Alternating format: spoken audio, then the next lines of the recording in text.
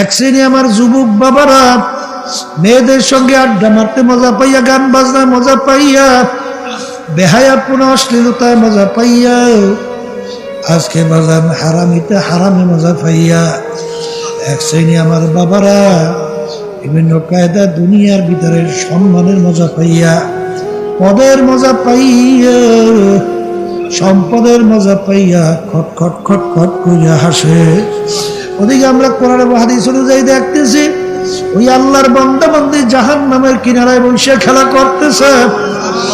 বাজার যখন আমরা বলি বাজার বাজার ফজরের সময় মুয়াজ্জিন যখন আজান দেয় আর ঘুমাইয়া থাইকো না,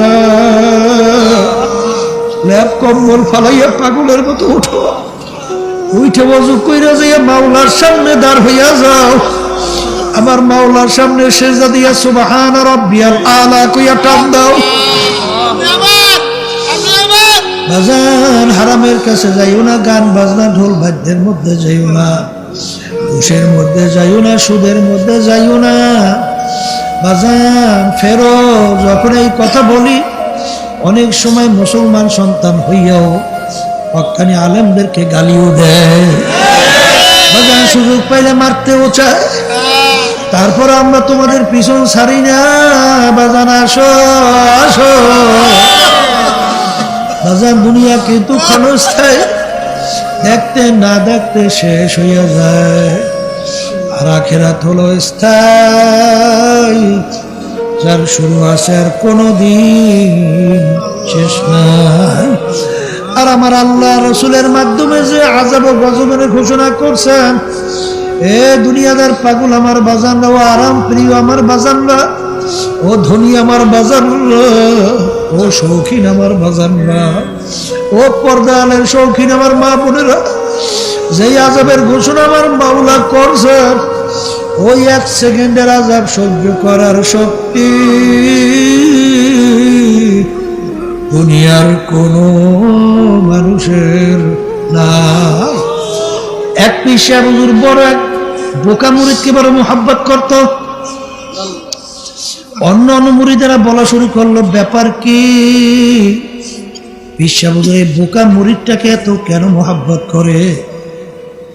যখন হুজুরের কানে এই কথা গেল, হুজুর প্রত্যেক মুরিদদেরকে ডাইকা প্রত্যেক মুরিদের হাতে একটা একটা জ্যান্ত মুরগি বা মোরগ দিয়ে দিল, আর একটা ছুরি দিয়া বলল, এমন জায়গায় যাইয়া মুরগি বা মোরগ জবাই করবা কেউ যেন না দেখে। হুজুরের কথা মানার জন্য কেউ জঙ্গলের ভিতরে গোপনে দৌড়তেছে। দুনিয়ার কোনো মানুষ দেখে না গোপনে মুরগি বা মোরগ জবাই করছে। কেউ পানির ভিতরে ডুব দিয়া গোপনে মোরগ জবাই করলো, কেউ ঘরের ভিতরে অন্ধকারে গোপনে পর্দা দিয়া মোরগ বা মুরগি জবাই করলো। সবাই মুরগি বা মোরগ জবাই করে হুজুরের সামনে হাজির।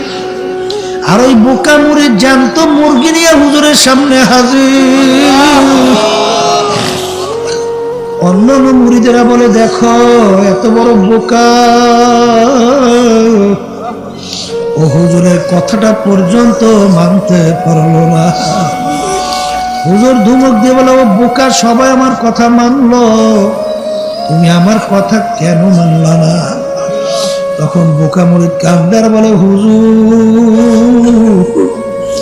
আপনি এমন শর্ত লাগাইছেন, এমন জায়গায় যাই আবার মুরগি বা মোরগ জবাই করবা কেউ যেন না দেখে। হুজুর আপনার কথা মানার জন্য আমি রাত্র দিন ঘুমাইতে পারি নাই, ঠিক মতো বলতে গেলে খাইতেও পারি নাই, পাগলের মতো দৌড়াদৌড়ি করলাম। আমার জানা মতে এমন কোন গোপন জায়গা নাই যেই জায়গা আমি পাগলের মতো দৌড়াই নাই। আমি জঙ্গলের ভিতরে গোপনে অন্ধকারে গেছি। যখন মুরগি জবাই করি তখন দেখি দুনিয়ার কেউ দেখে না, কোনো মাখলুকাতও দেখে না, কিন্তু আমি দেখি আমার মাওলা আমার দিকে চাইয়া রয়েছে। হুজুর আমি ঘরের ভিতরে যাইয়া